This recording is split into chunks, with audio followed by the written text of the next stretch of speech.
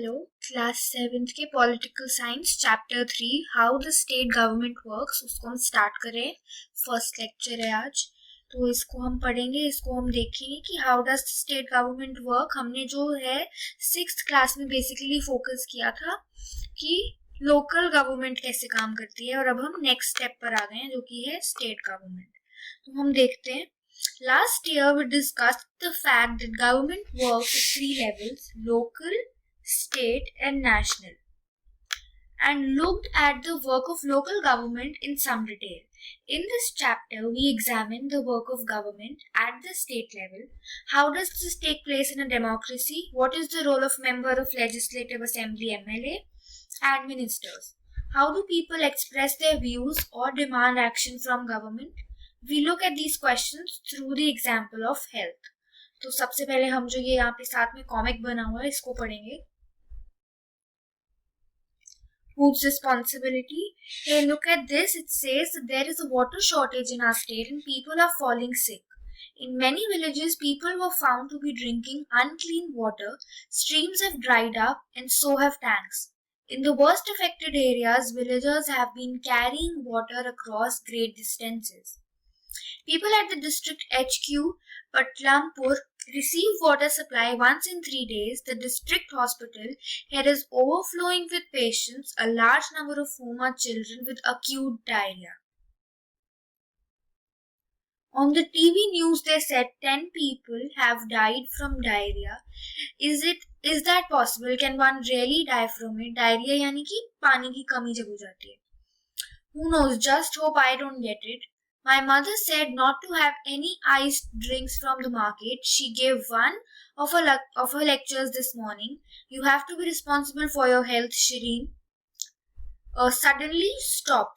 The road is blocked due to the rally. They have geared out the MLA's residence. Really? Why? Has he done something? He seemed more angry about what he hasn't done.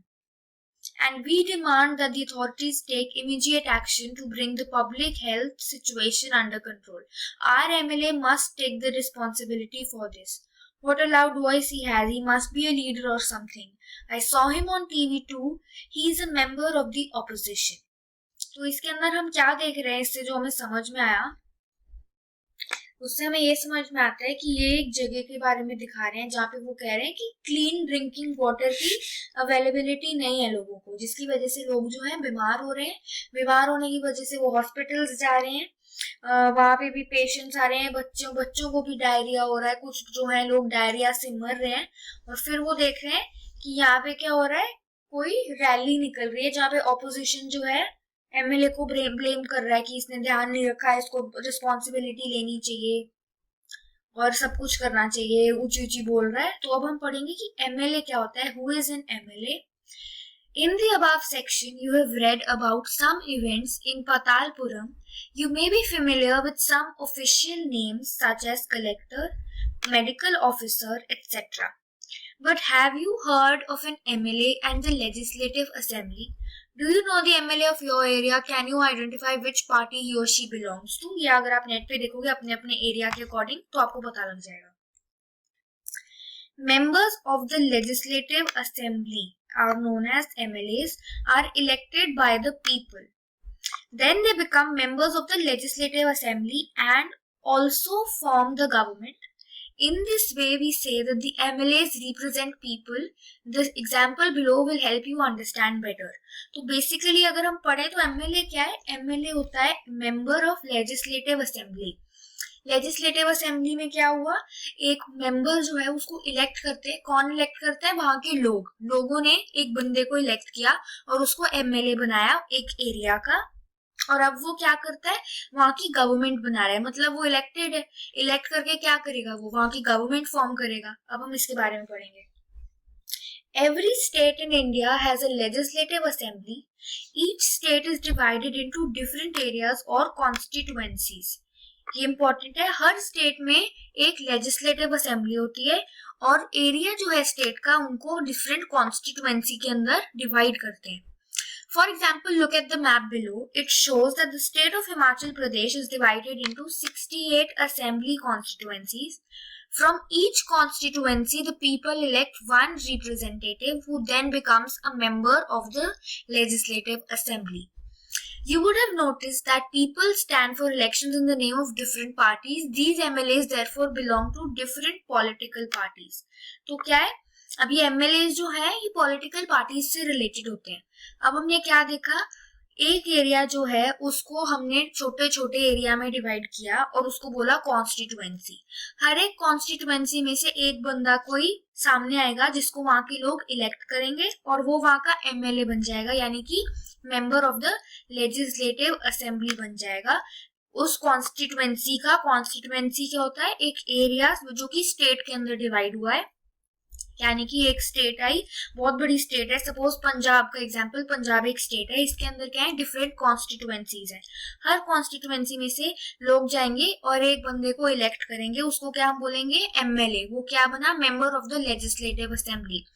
अभी जो MLA है ये different different parties को belong करते हैं. एक rule, अब जो भी MLA जीतता है, जो भी मेजोरिटी होता है, हम आगे पढ़ेंगे, उसको हम रूलिंग पार्टी को बोल देते हैं और दूसरा जो है वो अपोजिशन बन जाता है. जो हमने ऊपर भी देखा कि अपोजिशन, वो जो कॉमिक के अंदर हमने पढ़ा कि अपोजिशन जो है वो रूलिंग पार्टी के अगेंस्ट बोल रहे हैं कि इनको अपना ध्यान काम करना चाहिए, या का ठीक गवर्नेंस नहीं है इनकी.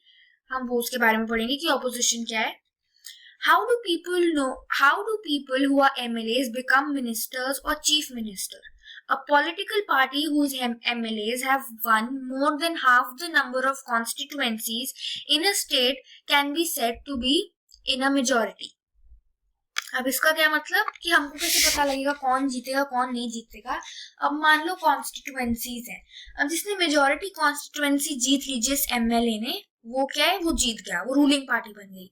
The political party that has the majority is called the ruling party and the other is called the opposition. तो इसमें क्या हुआ, मान लो अगर हम एक एग्जांपल लें, जो कि अगर एक फिक्शनल एग्जांपल लें, मान लो कोई स्टेट है और वहां पे सिर्फ 10 कॉन्स्टिट्यूएंसीज है. अब हमने वहां पे 3 पार्टीज हैं, 3 पार्टीज ने अपने MLAs निकाले कि ये हमारे ये मेंबर्स हैं जिनको आपको इलेक्ट करना है, इनमें से आप चूज करो. तो 10 में से मान लो 7 सीट एक को गई और 1 एक को गई और 2 एक को गई. मतलब कि A मेंबर को 7 कॉन्स्टिट्यूएंसी में सीट मिली, जो एक B मेंबर था उसको 1 ही सीट मिली और जो C मेंबर था उसको 2 मिल गई 10 में से, टोटल 10 में से. तो A मेंबर जो है जिसको इतनी सारी कॉन्स्टिट्यूएंसी में से वोट मिले हैं, वो क्या है, वो जीत जाएगा और वो क्या बन जाएगा, रूलिंग पार्टी बन जाएगा. और जो 2 अलग रह गए वो क्या है, वो ऑपोजिशन का पार्ट बन जाएंगे. इसका मतलब MLA कैसे बनेगा, a political party whose MLAs have one more than half the number of constituencies. मतलब कि कॉन्स्टिट्यूएंसी में से जब हमने बंदे को इलेक्ट किए, हर कॉन्स्टिट्यूएंसी के अंदर हमने बोला ये जो A रूलिंग पार्टी है इसके सबसे ज्यादा मेंबर आए हैं जिनको वोट मिला है, तो वो रूलिंग पार्टी बन जाएगी. For example, the Legislative Assembly of the state of Himachal Pradesh had 68 MLA constituencies.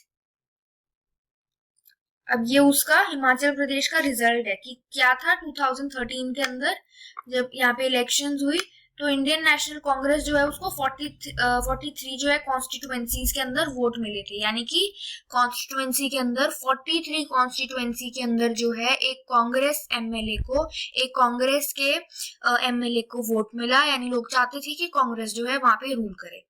Candidates from various political parties won the 2013 assembly elections and became MLAs. Since the total number of MLA in the Legislative Assembly is 68, a political party would have needed to have more than 34 MLAs in order to gain a majority. क्या मतलब, हमने पढ़ा more than half होना चाहिए. ऐसे नहीं होगा कि अगर आपके मान लो अगर 10 है तो उसमें से 4 आ गए और बाकी वो कम आए, ऐसे नहीं. आपको मोर देन हाफ मिलना चाहिए. मोर than half in the sense अगर 10 है तो 5 से ज्यादा. अगर हम यहाँ पे देखें हिमाचल प्रदेश में तो 68 थे, तो आपको 34 से ज्यादा मिलने चाहिए.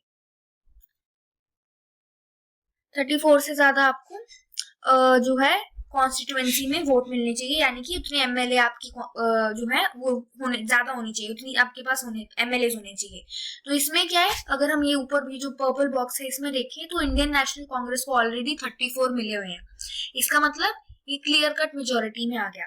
The Indian National Congress with 43 MLAs had the majority and became the ruling party. तो ये ruling party बन गई. All other MLAs became the opposition. In this case, Bharatiya Janata Party was major opposition party since it had the largest number of MLAs after the Indian National Congress. यहाँ पे अगर हम देखें तो Bharatiya Janata party जो है बीजेपी उसको 16 मिले हैं, बाकी जो है उसको 3 और 6 मिले हैं. ये इंडिपेंडेंट्स है, इनकी कोई पार्टी नहीं होती. अदर पॉलिटिकल पार्टी है और जो छोटी मोटी पार्टीज होंगी उनके बारे में. तो अगर हम देखें तो मेजर ऑपोजिशन में पार्ट कौन है? भारतीय जनता पार्टी. हमें कैसे पता लगा? क्योंकि ये सेकेंड नंबर पे आ रही है एमएलएज इलेक्टेड में, नंबर ऑफ एमएलएज इलेक्टेड उसमें सेकेंड नंबर पे है. तो हमें पता लगा कि ये ऑपोजिशन का पार्ट है और मेजर ऑपोजिशन का पार्ट है. ऐसा नहीं है कि ये जो दो नहीं है ये ऑपोजिशन में नहीं है, ये लोग भी ऑपोजिशन में है, लेकिन इन्होंने कम ऑपोजिशन बनाई है. जो भारतीय जनता पार्टी है उसने ज्यादा ऑपोजिशन बनाई है. Among the opposition were other parties including those who had been elected as independent candidates. Independent candidate क्या होते हैं? जो किसी पार्टी को नहीं बिलोंग करते. सपोजिटली अगर आज कोई, मान लो किसी ने भी आज एक इलेक्शन में खड़े होना है, लेकिन हमको कोई पार्टी अच्छी नहीं लगती, तो हमने बोला हम इंडिपेंडेंट है, हम किसी पार्टी से रिलेशन नहीं है, अगर हम जीते तो हम अपना बनाएंगे, हमारी कोई पार्टी नहीं है, इंडिपेंडेंट होते हैं वो. After the elections, the MLAs belonging to the ruling party will elect their leader who will become the chief minister. यानी कि अब क्या हुआ, अगर हम इसी का एग्जाम्पल लें, हिमाचल प्रदेश में इंडियन कांग्रेस का जो है उसको 43 MLAs इलेक्ट हुए उसके. तो अब इन 43 MLAs क्या करेंगे? ये एक मीटिंग बिठाएंगे और अपने 43 में से एक लीडर को चूज करेंगे. वो जो लीडर बना उसको ये वहां का चीफ मिनिस्टर बना देंगे कि ये जो है उस एरिया का यानी हिमाचल प्रदेश का चीफ मिनिस्टर है. In this case, the Congress party MLAs chose Shri Virabhadra Singh as their leader and he became the chief minister. तो ये 2013 की बात चल रही है, इनमें से कुछ लर्न करने वाला नहीं. 2003 की बात चल रही है, इसमें से लर्न करने वाला नहीं है, ये जनरल बता रहे ताकि आपको याद रहे. तो उन्होंने क्या किया, एमएलए के अंदर से उन्होंने एक एमएलए जो कि वीरभद्र सिंह था उसको चूज किया और उनको वहां का चीफ मिनिस्टर बना दिया. The chief minister then selects the other people as ministers. After the election it is the governor of the state who appoints the chief minister and other ministers. अब क्या, chief minister ने choose कर लिया, अब chief minister क्या करेगा, अपने अपने मिनिस्टर्स बना लेगा कि चलो ये जो है इस एरिया का, मान लो अगर हम इसी का एग्जांपल ले रहे हैं हिमाचल प्रदेश का, ये इस एरिया का मिनिस्टर है, ये उस एरिया का मिनिस्टर है, तो वो अपॉइंट कर देगा, वो उनको डिसाइड करेगा, सिलेक्ट करेगा. अपॉइंट कौन करेगा उनको? Governor of the state appoint करेगा. यानी कि चीफ मिनिस्टर सिर्फ सिलेक्ट कर सकता है, अपॉइंट नहीं करता. अपॉइंट कौन करता है? Governor of the state. तो गवर्नर जो है बहुत इंपॉर्टेंट है उसका जो फंक्शन है. क्यों? क्योंकि इसी ने अपॉइंट करना है चीफ मिनिस्टर को भी और बाकी के मिनिस्टर्स को भी. The chief minister and other ministers have the responsibility of running various government departments or ministries. They have separate offices. A legislative assembly is a place where all the MLAs, अब ये जो है ये important है, very important. यहाँ से जब आप पढ़ोगे ये लेजिस्लेटिव असेंबली की डेफिनेशन है. लेजिस्लेटिव असेंबली क्या होती है? एमएलए तो हम कह रहे हैं कि member of the legislative assembly, लेकिन लेजिस्लेटिव असेंबली क्या होता है? तो legislative assembly is a place where all the MLAs whether from the ruling party और from the opposition meet to discuss various things. अब एमएलएज आएंगे, यानी कि लेजिस्लेटिव असेंबली में सब एमएलए आएंगे, भले वो रूलिंग पार्टी से हो भले वो रूलिंग पार्टी से ना हो, वो सब आएंगे और आके क्या करेंगे? चीजों पर डिस्कशन करेंगे. ये जो चीज है ये खराब हो रही है, ये जो चीज है ये अच्छी हो रही है. ऑपोजिशन क्या करती है? जो भी चीजें खराब कर रही है रूलिंग पार्टी उसको पॉइंट आउट करती है. कि जैसे कि अगर हम ऊपर कॉमिक देखें वहां पे वो पॉइंट आउट कर रहा है कि इसने बेसिक हेल्थ इश्यूज का ध्यान नहीं रखा, पानी नहीं मिल रहा लोगों को, जो मिल भी रहा है वो गंदा पानी मिल रहा है, डायरिया हो रहा है लोगों को, लोग मर रहे हैं. तो ये कौन करेगा?